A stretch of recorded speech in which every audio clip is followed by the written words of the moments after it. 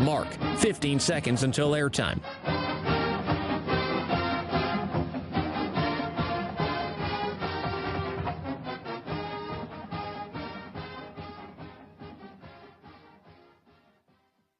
The following is a presentation of Learfield.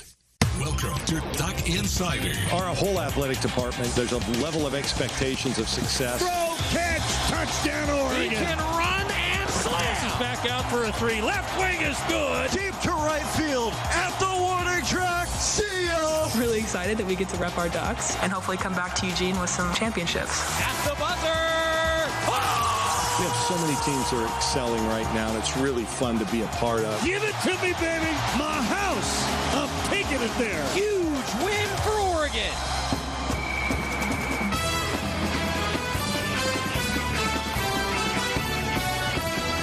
This is Duck Insider on the Oregon Sports Network from Learfield, presented by On Point Community Credit Union. Better banking, local solutions. Live from the Country Financial Studio, here's Joey Mack. Duck Day Eve. Tomorrow, Duck Day, the Oregon football spring game. You've got track and field going on at Hayward Field. You've got a spring matchup for Oregon soccer at 11 a.m. Then you've got baseball at 3 o'clock. Then you've got softball at the Jane at 5 o'clock. It is a full slate for everybody who's coming in from out of town. Enjoy some time at Duck Day. We've got the full pregame fan fest going on from about 11 a.m. to 1 o'clock. Parking lot's going to open at 10:30. Remember, get those pictures submitted by noon for LeMike's tailgate. He's going to pick out a winner. You're going to get some Duck swag. We've also, of course, got food trucks all around the PK Park Plaza. The Autzen Southgate will have activities hosted by Eugene Springfield Fire and EMTs. We also will have the Wasikowski Plaza. Deputies from the U.S. Air National Guard will be there, U.S. Marine Corps, Army National Guard, U.S. Navy, and much more. There's also going to be a howitzer cannon, which I did not know until yesterday, truthfully. Like, normally I'm like, oh, I can't wait till we announce this. I did not know that there was going to also be a Bradley fighting vehicle, some high mobility vehicles, a Zodiac. If any of you don't know what those things are, quick Google search and you're going to be like, yeah, I want to see that in person. They're going to be pretty cool. So the setup is actually happening around Autzen Stadium today, and I got to tell you, there's a little bit of a buzz. It feels like a fall Friday. Fall Fridays are the best days on Duck Insider because I basically get to walk upstairs and tell you, so here's everything that's getting set up that you're going to see tomorrow. Also, you know that there's a big event at Autzen Stadium coming because there's power washers all over the place the week leading up. That's been going on this week. I was up at Autzen yesterday, and it was like, and that's the power washer all around Autzen Stadium. It kind of echoes throughout the concourse, actually, if you've never heard that. You've probably heard it around your neighborhood. Amplify it by about 10. That's what you get at Autzen Stadium. So Duck Day coming up. GoDucks.com has you covered. I do want to point out that there's also going to be a helicopter flyover, so don't be alarmed when you hear the flyover coming. There's also going to be a coin toss, and Rich Brooks is going to be the one who tosses that coin on Rich Brooks Field. That just feels right. That's how it should be. The game format, it's going to be 4 15-minute quarters. There will be a running clock except for scores, penalties, a change of possession, and the last 3 minutes of each half. That's where the Ducks will do, I know it's 3 minutes, but it's going to be like the 2-minute drill kind of a thing, which is what, if you ever watch the Quack Minute, Rob Mosley and I talk about the most in the Quack Minute because, well, it's kind of the most fun part of practice for people like us, right, to get to see what's going on.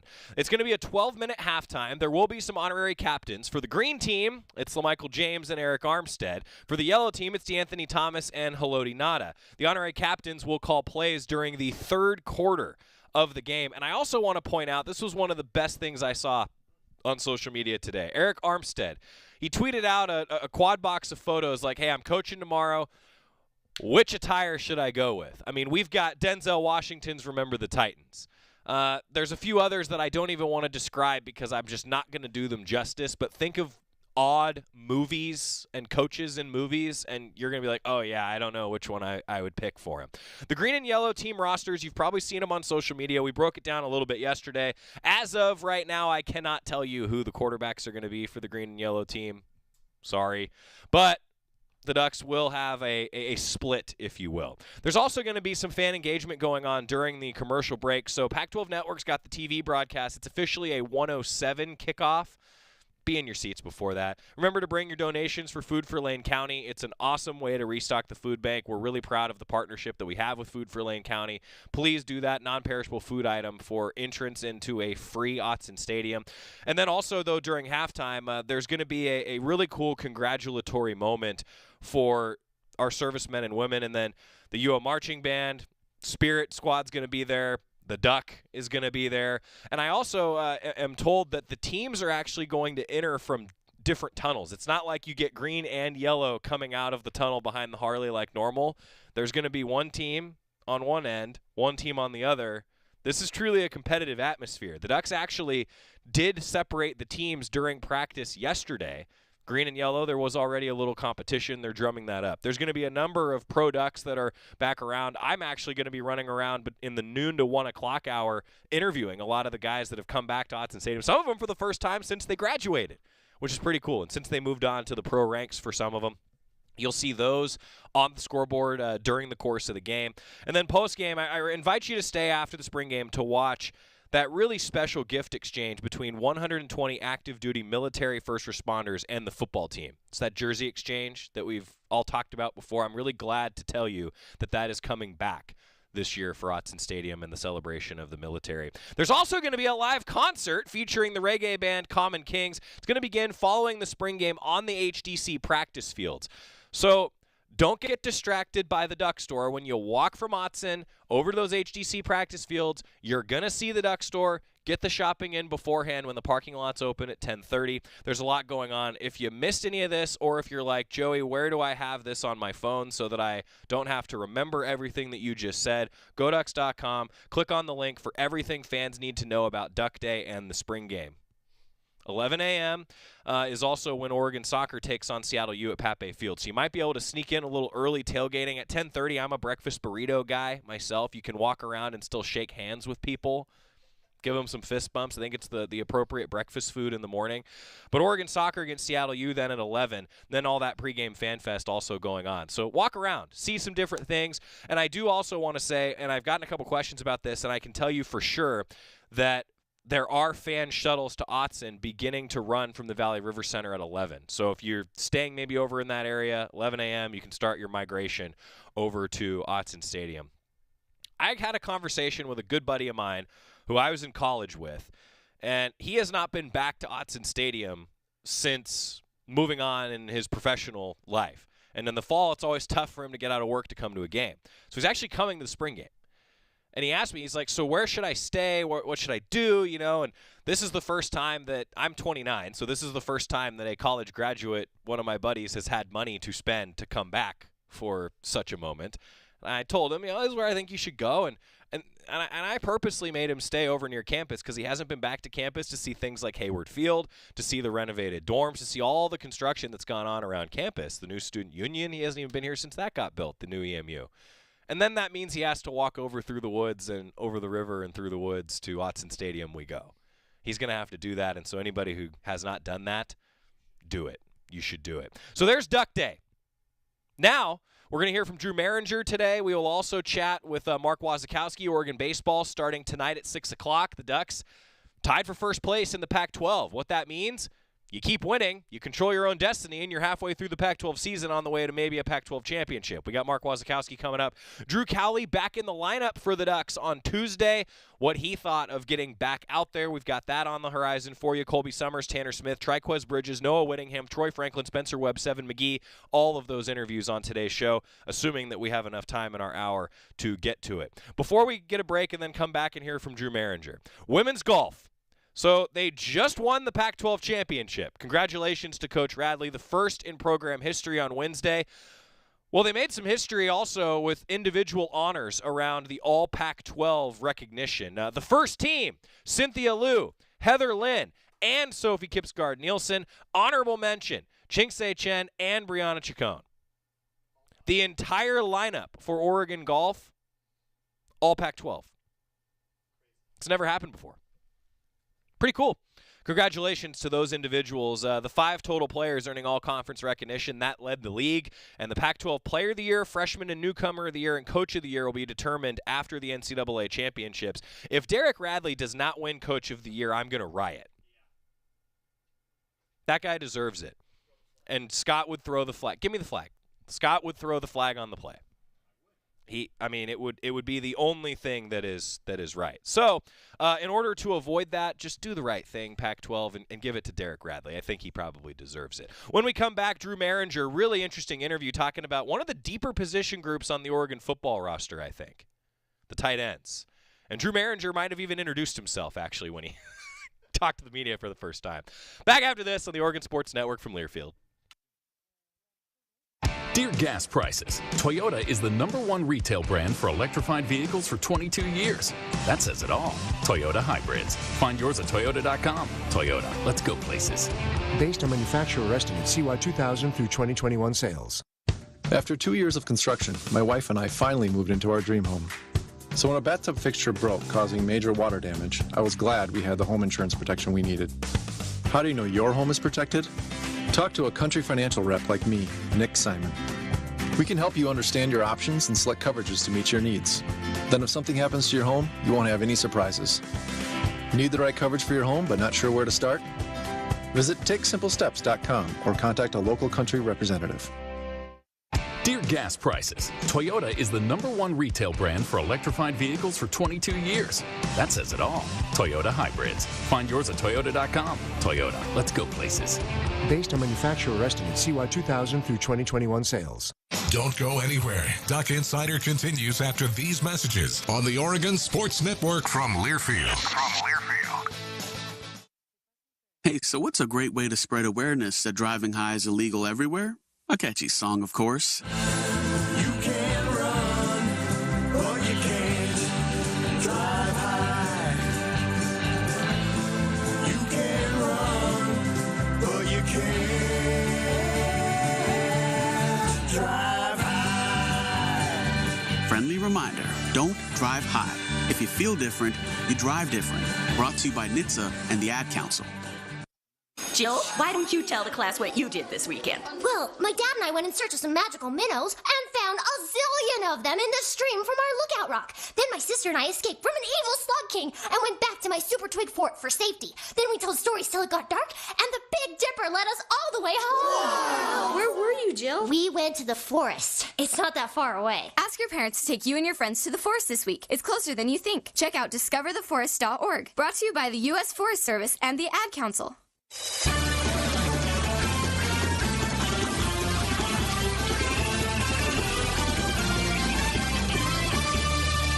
Welcome back to Duck Insider, presented by On Point Community Credit Union. I'm Joey Mack in the Country Financial Studio. Baseball pregame begins tonight at 5:45. Talked with Mark Wasikowski for the Toyota Coaches Corner earlier today, and he was fired up. He was fired up about it. I'm looking forward to bringing you some Oregon baseball tonight. We've got the Oregon live stream. Going to be a good time to kick off a 3-game series against the Cougars of Washington State. Drew Mehringer, the Oregon tight ends coach, he talked with the media yesterday, talked a little bit about the tight end spot and him, getting to know him a little bit. Drew Mehringer with the media. Well, we'd ask you about first impressions of spring, but spring are nearly over, Drew. So from what you've seen basically in almost all of spring at this point from your group, what are your impressions of your group? Number one, I think that we have a great group of kids that come to work every single day. I think that there's some talented kids in there that can be viable assets for us. I think that we still have a lot of work to do in our unit, but I think it's one that can be definitely a contributor to our offense and our team, not only on offense but also in special teams. It's been a lot of fun to coach. Did you have any other prior either experience or connection with HUNH systems like Norvell and what Kenny's bringing here by way of just schematically for what the tight ends are, a little unique? Not so, right? A lot of football, you kind of there's carryover, right? There's familiarity with certain concepts and stuff like that. So important, but the actual system, no, not at all. What was attractive about this job and coming out here? Honestly, it's Oregon, right? It's one of those, I was telling my wife when we took this job, it's one of those places that you kind of dream about a little bit or you think about from far off and you're like, man, I wonder if we'll ever, probably not, have a chance to work there, you know what I mean? But now that we're here, it's awesome. It's everything that you think that it is. Actually, in my opinion, it's better, right? Because there's a bunch of blue-collar people around here that work really hard, that care about the university, the brand, that are here to support you, and it's not a bunch of people that are waiting for their hand out for you just to show up and, hey, create some results out of thin air. There's a lot of people that say, what can we do to help you? You know what I mean? And that's been honestly really, really cool. sure there's a lot of people that have high expectations of working here or playing here, but now that you're in the building and you're in the operation, like, has there been anything that's emerged that you just didn't realize that was even here from what your perceptions were of Oregon? I think that there's always like new stuff about this place because I mean, like, you know, when you get here and I was like, oh, we have an indoor, and they're like, yeah, but we're building a new one, and I was like, oh, okay, cool. You know, what's that look like? Wow, awesome, like that's incredible. Yeah, I think there's always new stuff about that, and I think that the high expectations for this place are merited, right? This place has had a lot of success because of the hard work of people like Rob Mullins and Phil Knight and those people that have put a lot of time, sweat, and energy into this program. So it should have high expectation. I think our staff, Coach Lanning's got high expectations for us. So that part is really exciting because I like to be around competitive environments and high-achieving people. So this part's been really, really cool. You had a really young start to your coaching career after your injury in college, and there's also a lot of youth on the coaching staff. How do you think that youth really helps the coaching staff as a whole, both in connecting with the kids and also out on the recruiting trail?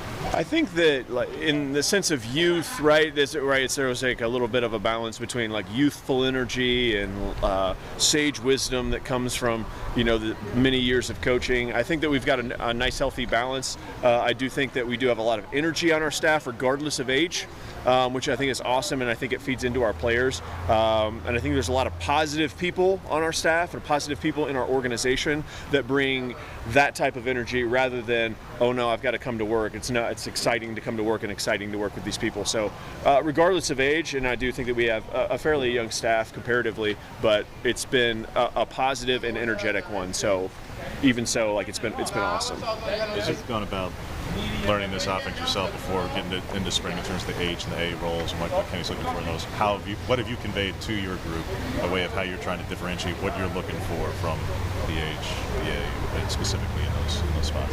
I think that we haven't necessarily said, hey, like you are going to play this role and then you are going to play that role.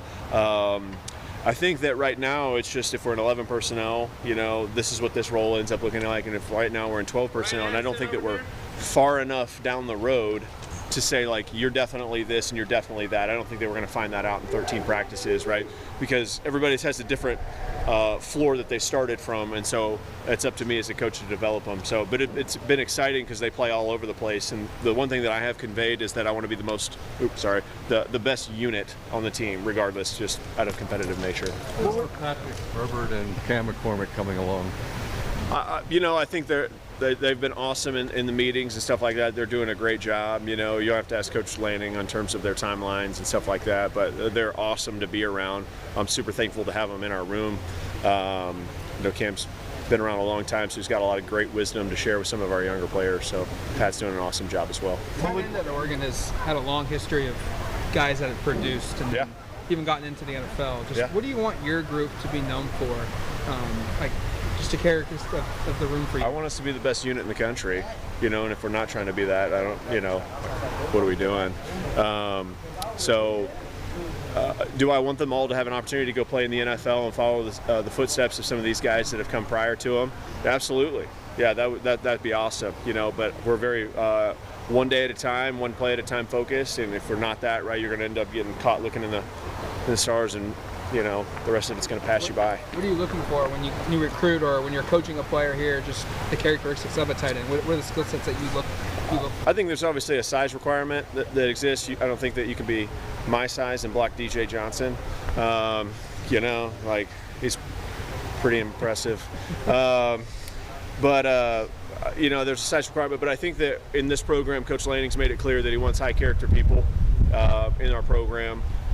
In our position, you got to be able to think and process, and that's not necessarily a GPA thing.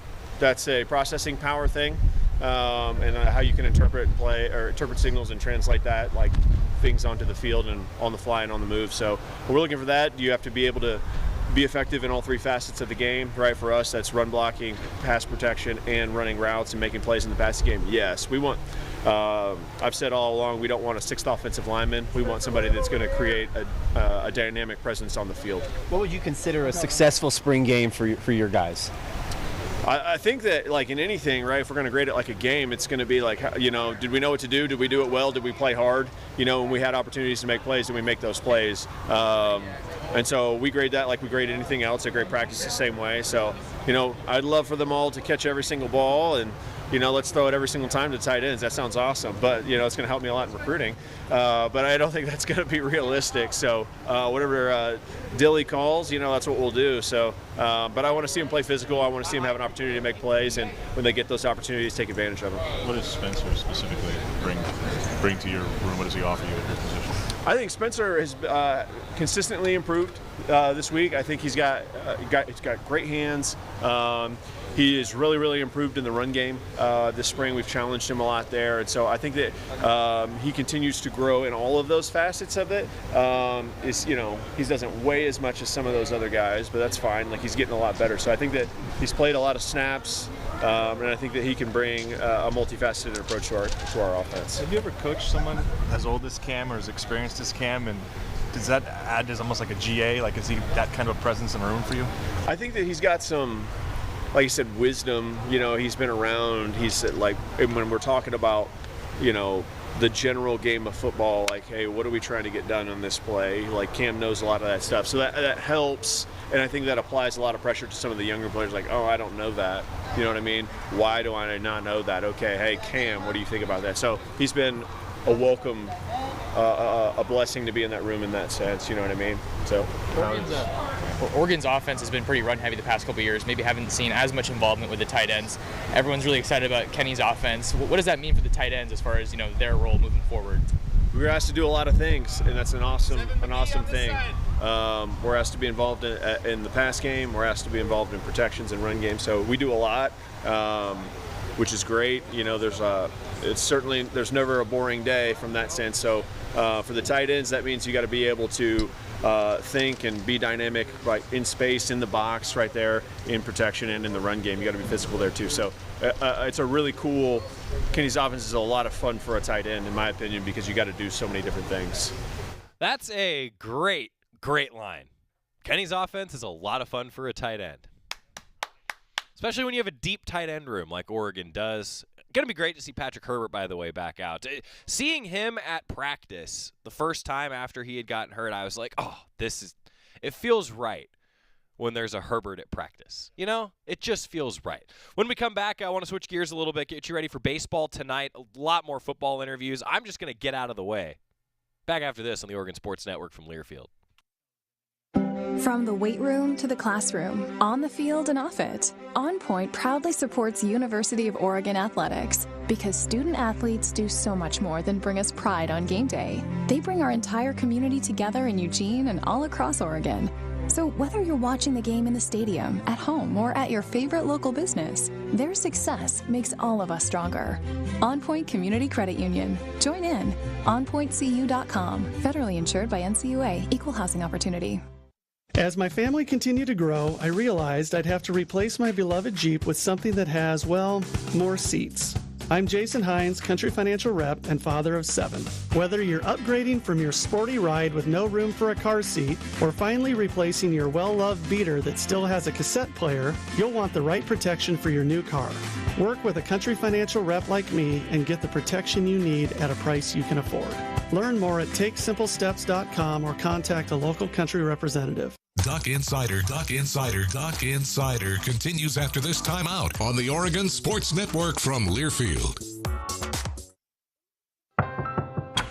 If a natural disaster comes knocking, how prepared is your family? You can't just close the door on earthquakes, floods, or hurricanes and hope they go away. That's why it's important to make a plan now. Ready.gov/plan has the tools and tips you need to prepare your family for an emergency. So if disaster shows up at your doorstep, you'll be ready. Visit ready.gov/plan and make a plan today. Brought to you by FEMA and the Ad Council. Hey, son. How are you feeling? I'm fine, Pops.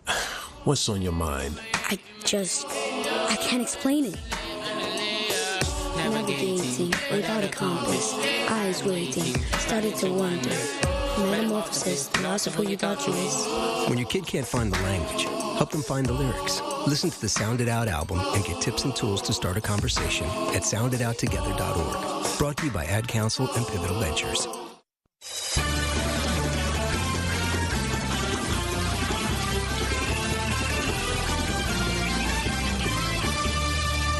Back inside the Country Financial Studio, Joey Mack here with you. It's Duck Insider presented by On Point Community Credit Union. 5:45 pregame show tonight, Oregon baseball against Washington State. Got the scouting report from Mark Wasikowski just a little while ago on the Cougs, but he also gave a little bit of the scouting report on what happened Tuesday. Ducks in command until the 7th and 8th against the Pilots on Tuesday. But the Ducks, I think, feel like their offense is really good. They got a good bullpen. Still looking for guys to maybe stretch out in that starting rotation a little bit. We'll see how things go. Mark Wasikowski talking baseball here. How's it feel to have Drew back?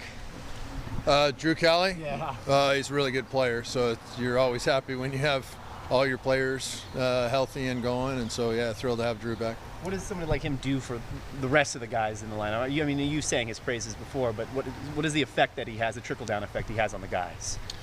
Well, he's just a really good guy to begin with, you know, and he's a calming kind of a person around others. He's a positive person. He cares about his teammates.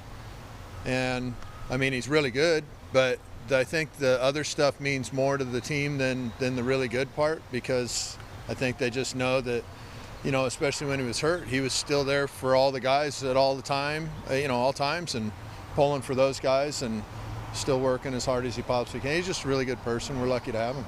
Coach, how do you feel about the team after sweeping Washington and beating Portland this last time out? Good. You know, it's good to win. Yeah. You know, and so we just need to continue to improve as a team. We've had a good week and a good stretch. We did it during the time when we've had guys in and out of the lineup, which is a testament to the guys' character, you know, and they're just the willingness to come together and play as a team, which has been a strength of ours, and now we just look to try to continue that. What was the decision to put Colby Summers in on Sunday, even though it was after a 43 pitch performance and then another, you know, higher inning load? What was that decision like for you? He told us if he didn't get the ball at the end of the game with a lead, he'd be furious with us. And you know, Colby's a guy. He currently has a family. You know, he has a son. Colby's an Oregon guy. He's living and dying basically in this program right now, and when he gets a chance to make a positive impact, he wants that opportunity. If he was tender or whatever at all, he wouldn't have gone out there, just like any of our guys. He felt fresh, healthy, ready to go, and he wanted the baseball. So it wasn't a whole lot of thought process other than that into it. When Colby says he's ready to go and he wants the ball in a safe situation, he gets it. With Cali back, I think you have like 6 or 7 guys above 300. You're already deep before, you know, with Cali out, but what does it say about your depth now? Well, you know, and with any of these guys, they need to continue to do what they've done, right? And so with Drew, he's coming back from an injury situation, so he's looking to get his swing right like it was before he had the injury. And so, you know, we're working to get him where he feels confident. He's ready to go with that kind of stuff. Hopefully what it means is when you get all the guys going and hitting, you got a lot of good players. We're tough to beat. Hopefully that's what it equals. How important is it to, you know, keep this momentum going heading into the last month of the season? Well, this is it. You know, this is it. You play to get into postseason and then make noise in postseason. Right now we've positioned ourselves halfway through league in a very good spot, being in first place in the Pac-12 conference and, you know, third in the country with our RPI. We've got a very strong strength of schedule inside the top 10. And so that's nice. That's halfway through Pac-12 play. And so, you know, it's not about what we've done so far. That's positioned us well, but it's going to be more importantly about what we do with it moving forward and continuing to play as a team and do the things that we've seen so far with good quality defense and clutch hitting. Jay Stoffel had an improved second outing. What did you see from him? And I'm assuming you're looking to still stretch his innings out more. Yeah, without a doubt. You know, Jay's a really good pitcher, and as his arm, you know, gets in full shape, he'll continue to get stretched out more and more, but he's a really good pitcher. Coach, against Portland, you guys allowed 8 walks. Your team ranked as high as number 10 overall and number 3 in the RPI, like you just mentioned. At one point, do the walks become concerning? Because you haven't been burned by them yet. Even against Portland with the 8 walks, you weren't burned by them. You were burned more by hitting.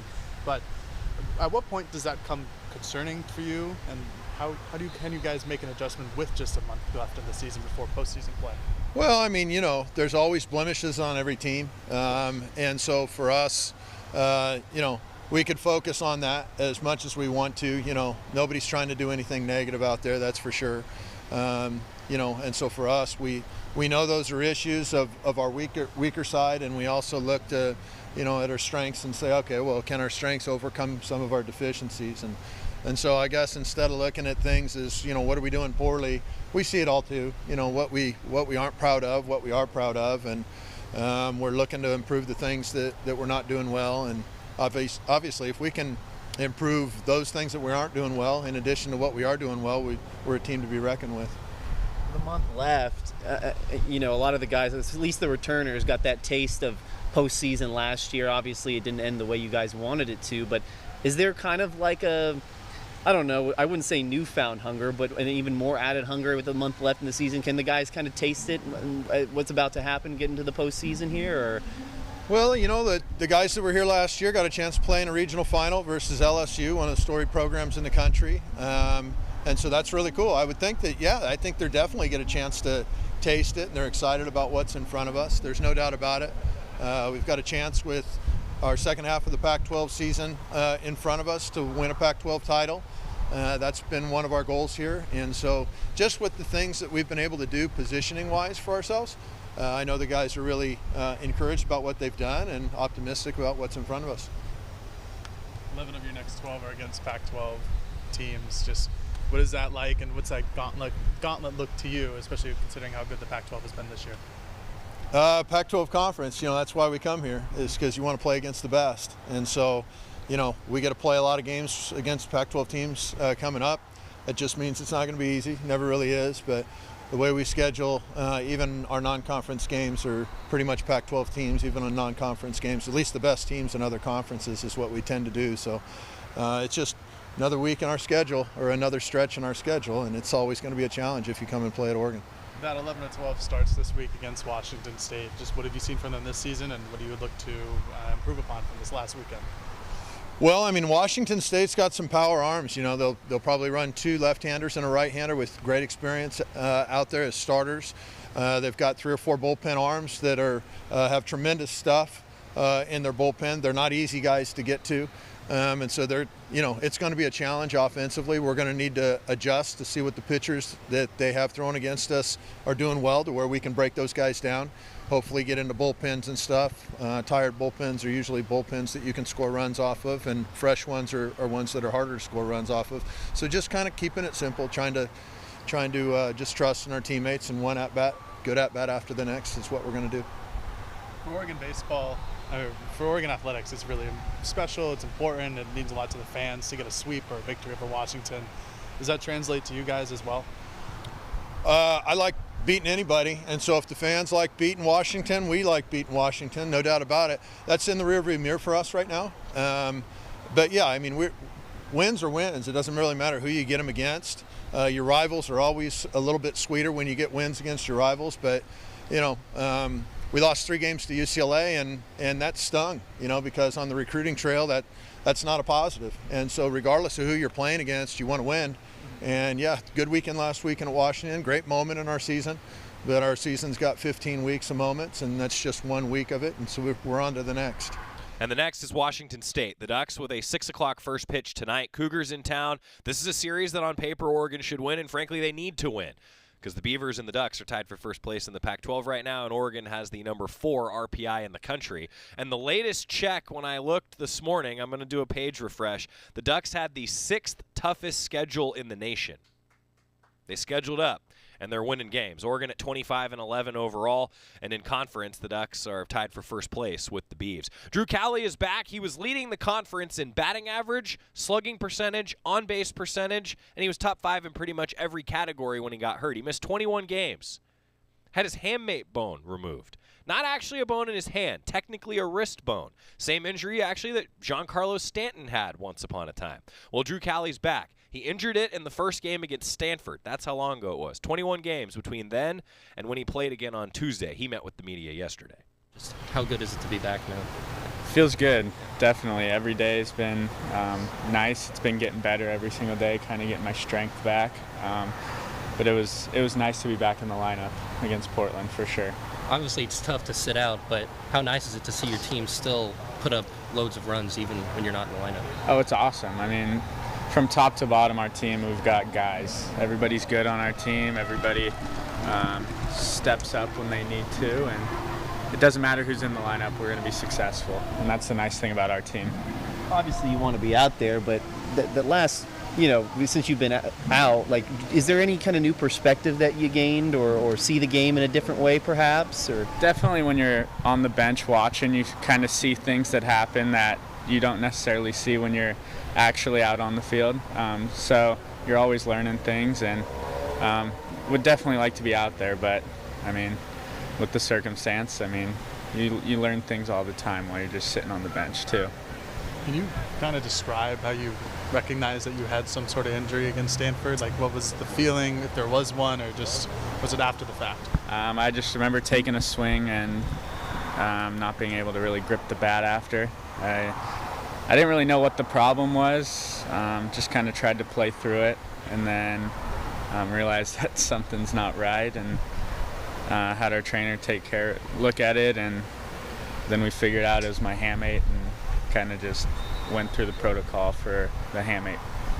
What exactly is the recovery like for that? Like, just knowing it's a bone in the hand, it's about the extent of my knowledge of it. So how does one actually go about recovering? What I know about it is they basically just remove this little hook that comes off the hamate. That's the part that breaks. So they go in, remove it, and then basically recovery time is kind of just different for each person.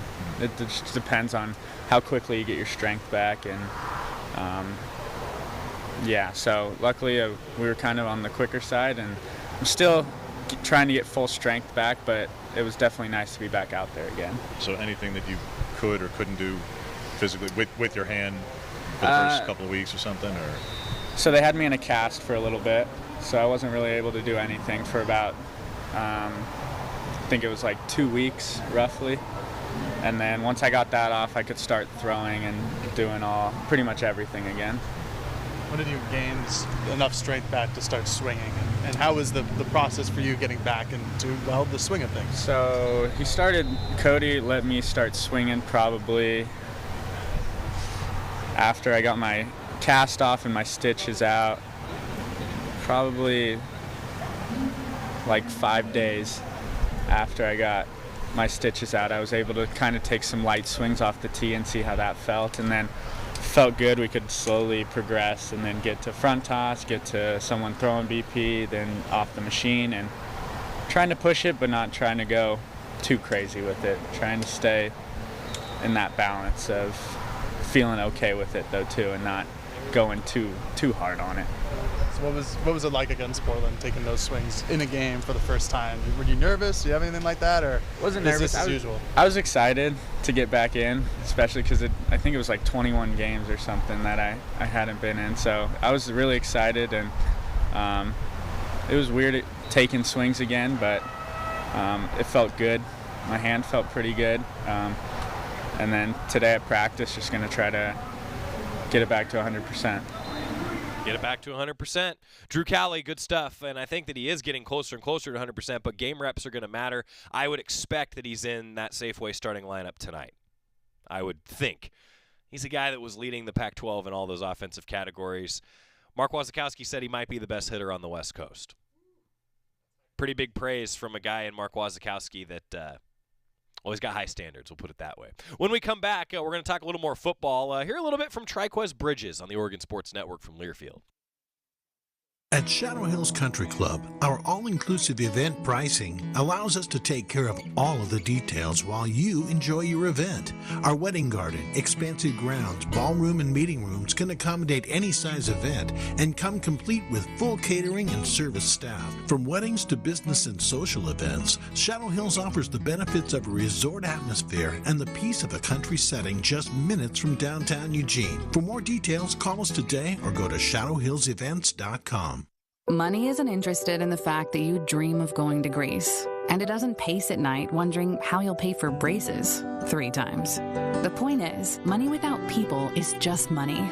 Only people can use it to run the family ranch, buy their first house, or adopt a happy old dog.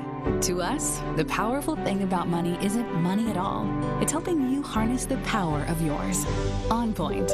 People are the point. Federally insured by NCUA. Equal housing opportunity.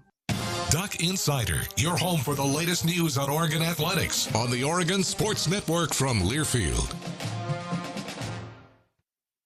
Hey, Dad, how do airplanes fly? What's in this box? Is this tree good for climbing? How are babies made? What does this thing do?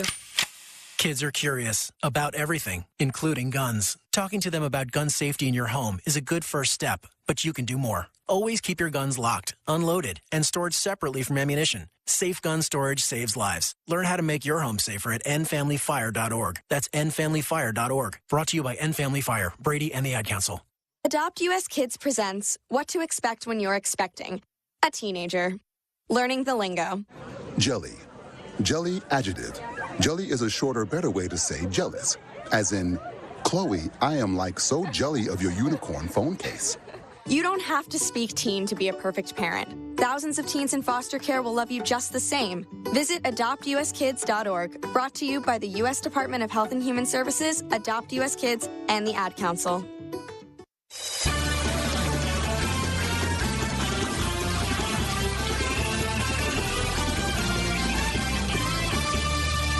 Back inside the Country Financial Studio, Duck Insider presented by On Point Community Credit Union. Spring game coming up tomorrow, a 1 o'clock start time for the spring game, and I'm really looking forward to having everybody back at Autzen Stadium. It's going to be a, well, big-time performance for a lot of reasons. Let's hear a little bit from Triquez Bridges, a guy who can do a lot of different things in the defensive backfield for the Ducks, and, well, they've moved him around a little bit. He talked about that.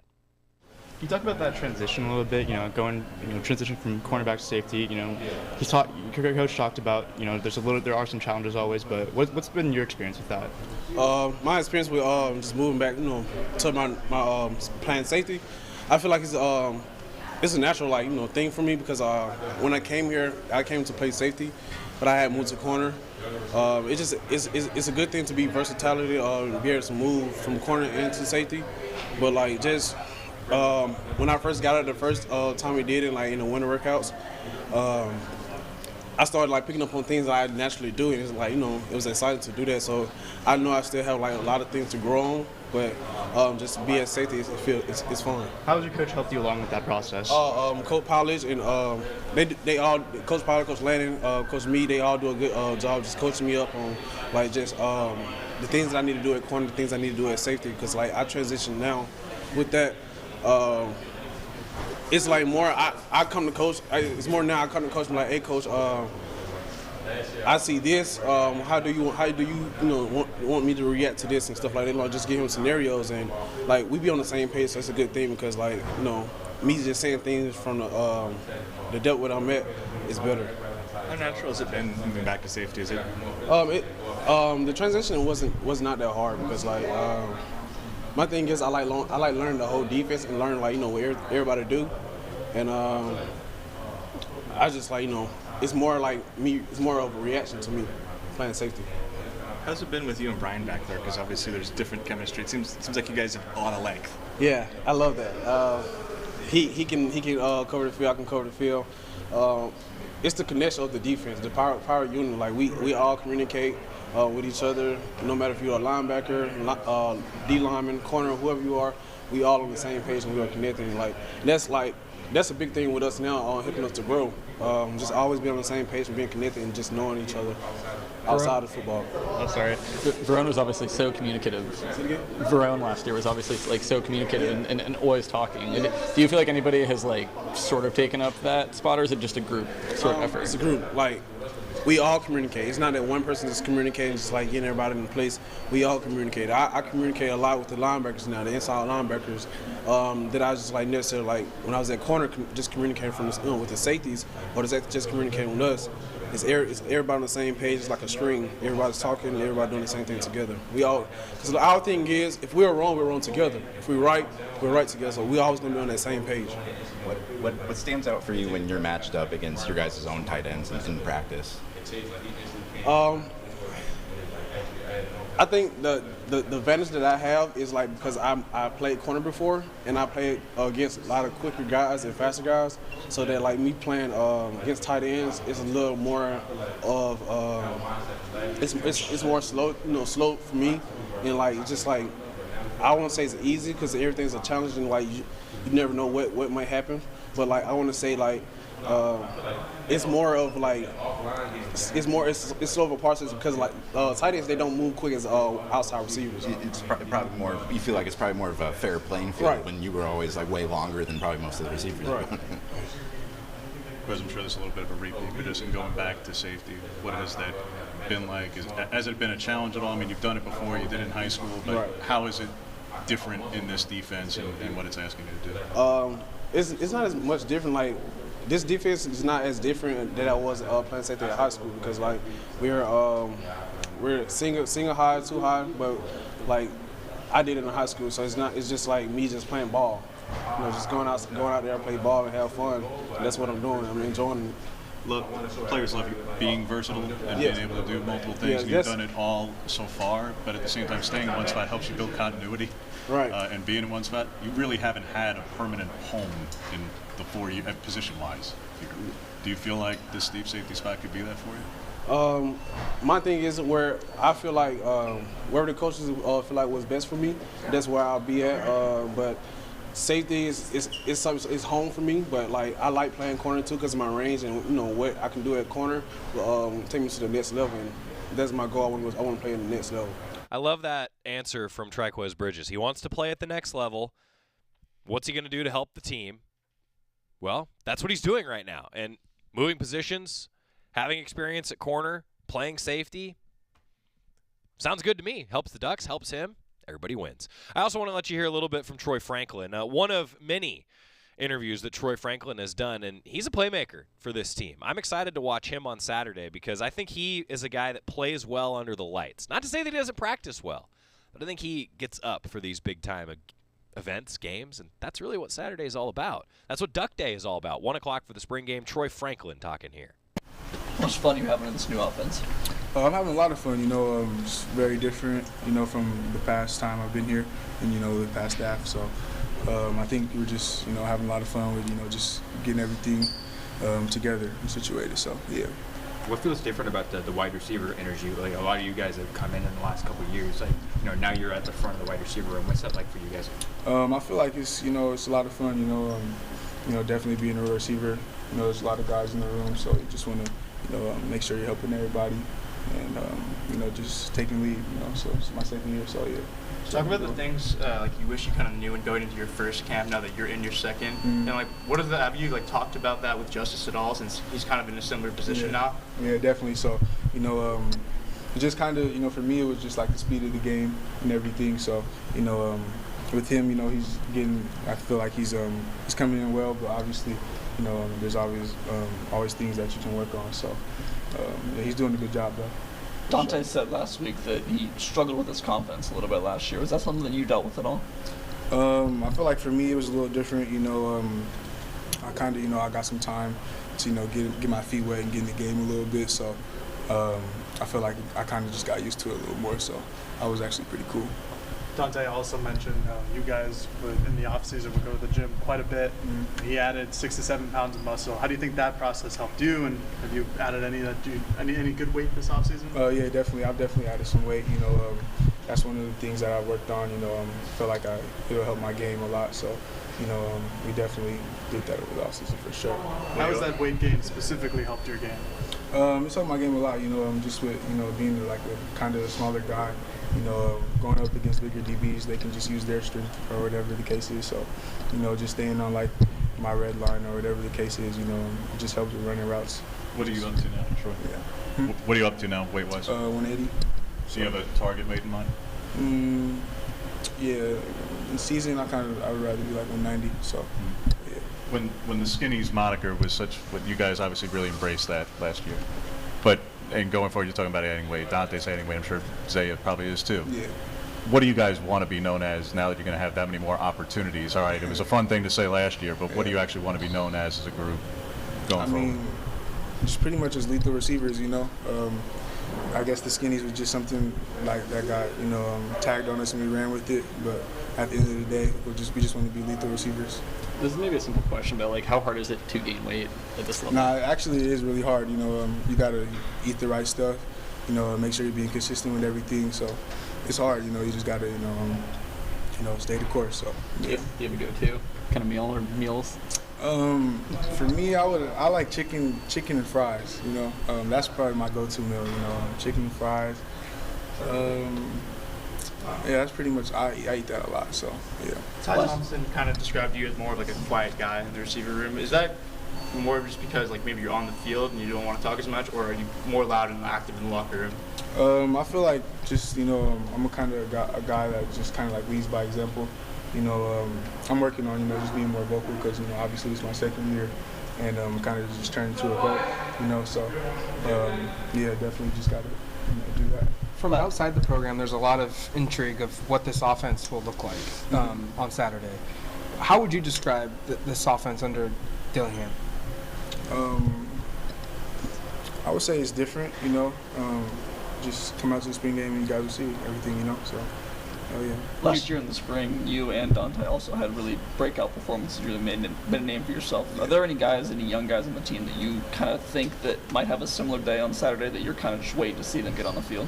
Definitely. I definitely think Justice, since he's pretty much the only new guy we have in, definitely think Justice is going to have a good day. Anything bigger than other than just the receiver room? Yeah, definitely. I think Noah Whittington, new running back that just came in, he's going to do really good. Christian Gonzalez, he's definitely going to show out. So there's just a number of guys. Junior Adams comes to take over the receivers after spending some time at Washington, another Bay Area guy. What's the dynamic been like with him and your relationship working with him? It's been cool. He's obviously been recruiting me since I was, we had a relationship since my recruitment in high school. So when he came up here, just everything came full circle, so that was pretty cool for me. It's not a very big world, football, right? Junior Adams recruits him previously. Now Junior Adams is here, and he gets to work with Troy Franklin. It's just not a very big world in college football. A lot of these coaches and student athletes, they know each other. They know each other well. Junior Adams now, though, I think Duck fans happy that he's here. When we come back, a couple other notes. Beach volleyball with a win on Senior Day yesterday. We're going to get to that. Also, hear a little bit from Noah Whittington. I think you're going to like what you hear. Back after this on the Oregon Sports Network from Learfield. After 2 years of construction, my wife and I finally moved into our dream home. So when a bathtub fixture broke, causing major water damage, I was glad we had the home insurance protection we needed. How do you know your home is protected? Talk to a Country Financial rep like me, Nick Simon. We can help you understand your options and select coverages to meet your needs. Then if something happens to your home, you won't have any surprises. Need the right coverage for your home but not sure where to start?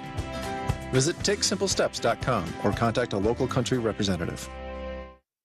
From the weight room to the classroom, on the field and off it, On Point proudly supports University of Oregon athletics because student athletes do so much more than bring us pride on game day. They bring our entire community together in Eugene and all across Oregon.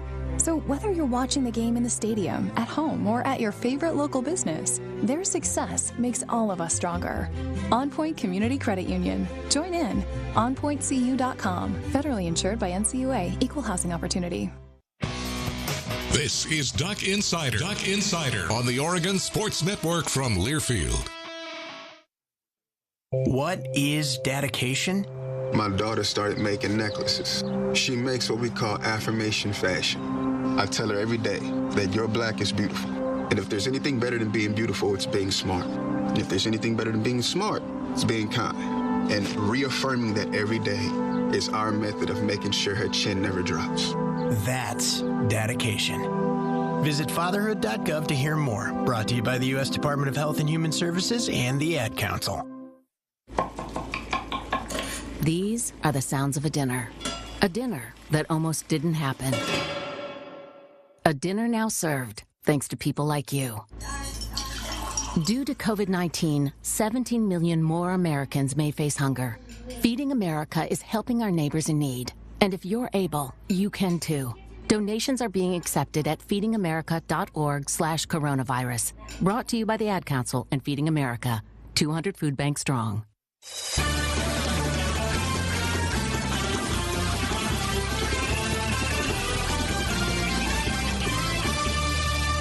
Back in the Country Financial Studio, Duck Insider, presented by On Point Community Credit Union. We said that we might get to everybody. We're going to be close. I want to let you hear a little bit of Noah Whittington, though. Of course, transferring in, giving the Ducks a little bit of depth. He's very familiar with Carlos Lachlan. He talked to the media this week. Decided to transfer to Oregon, and now Coach Lachlan helped in that. Really, he one of the best coaches that I ever had. So the year I was with him at Western, he really developed me, not much as a running back, but as a person and a football player. So they offered me the opportunity to come here and compete, and that's what I'm here to do. Coach Lachlan talked a lot on Tuesday about how that's one of his goals is to try to develop players both on and off the field. Can you speak to how he does that and what that process goes? Definitely. He sends us daily quotes. You know, he's very religious, and I'm also a Christian as well. So he also helps me and influences me to dive more into my religion and how religion also correlates with success. So with faith comes success. So he just helped me overall as a man. He's great with his kids. He's there for his kids. He's there for his wife. He talks to me about when you're with a woman, you got to be dedicated. You know, just overall how to be a gentleman, how to be a man. So I'm very thankful to have him in my life. Oregon has a really storied history of successful running backs, and I know that Coach Lachlan is very into that because he talked about it on Tuesday with us. How important was that in your decision to come here, and how exciting is it to kind of be a part of a program where you know the running back is a huge piece of the offense? Oh, most definitely. He always talks about the standard at Oregon for the running back room because, you know, Michael James, everybody who's been here, and he's trying to build the room up to that standard. Like, that is the standard of the running back room at the University of Oregon. And we all in there are iron, sharper than each other. So we just all competing, trying to withhold that standard and compete at a high level. So, where did you take the most pride in your game, and what do you hope you can build on here at Oregon? Most definitely ball security. You know, I'm big on ball security and pass protection. You know, running is natural, so it's not much of effort with that. But knowing the game, knowing the offense, knowing the schemes, being able to not just play running back, being moved around in the offense, knowing the whole offense and concepts overall. Coach's dream. Ball security, being able to move around in the entire offense. I mean, it doesn't get a lot better than that. So you can see why Carlos Lachlan wanted him to come play here. Noah Whittington transferring in. Spring game tomorrow as part of Duck Day. Everything's available for your review on GoDucks.com. There's a full schedule. All the events that are going on, they're plentiful. Beach volleyball on an afternoon dedicated to celebrating the seniors. Oregon picked up a win. You always have to win on senior day. It's the only way to do it, right, for beach volleyball. Also, women's tennis, they fell in the Pac-12 quarters. Selection show, though, May 2nd. They're going to be in. Duck Day tomorrow, baseball tonight, softball tonight. Have a good weekend, everybody. See you at Autzen. It's time for today's STEM tip. Okay, you know recycling is important. No one wants plastic in the ocean. Here's a cool way to repurpose a plastic bottle. Build an awesome terrarium. Cut a large plastic bottle in half and fill the base with sand, pebbles, potting soil, and your favorite plant. I chose an African violet. Put the top of the bottle over your base and place it in the sun. Your plant will grow sealed in its own ecosystem. Fun, right? Learn more at She Can STEM. A message from the Ad Council. Neil Armstrong waited